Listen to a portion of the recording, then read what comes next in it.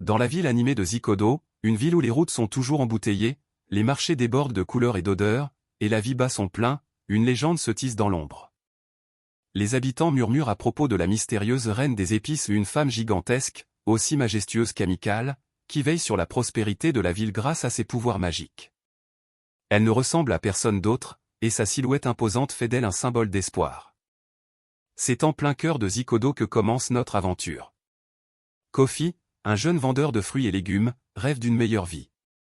Tous les jours, il attend avec impatience les étals bondés du marché, espérant que ce jour-là, il échangerait pour plus que des légumes contre de l'argent. Un jour, alors qu'il se faufile dans les rues bondées, il tombe sur une scène extraordinaire, la reine des épices apparaît, grandiose, vêtue d'une robe tissée de riz, de maïs et de légumes frais, ses cheveux tressés en spirale géante, comme un arbre portant des fruits. Cette rencontre marque le début d'une aventure improbable.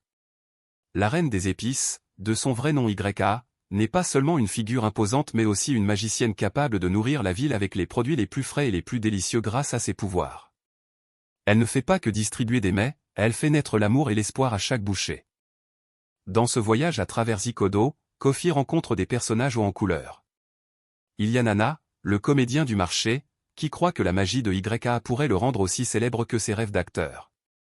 Et Amina, une jeune herboriste, passionnée par les plantes mystiques, qui croit que la nourriture de YA détient le secret de la guérison des âmes.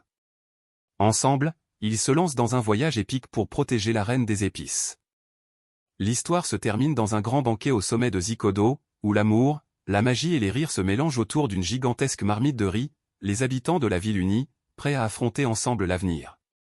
Kofi découvre finalement que l'amour véritable réside dans la solidarité, l'amitié et la générosité, et qu'il n'est pas nécessaire d'être grand pour être puissant.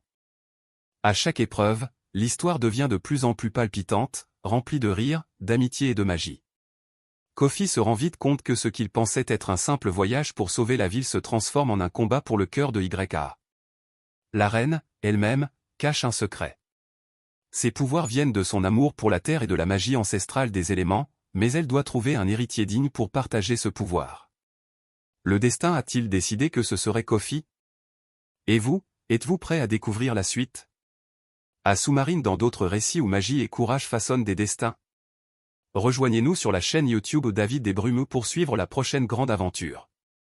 Abonnez-vous à la chaîne YouTube David Desbrumes et activez la cloche pour ne rien manquer des prochaines histoires. L'aventure continue.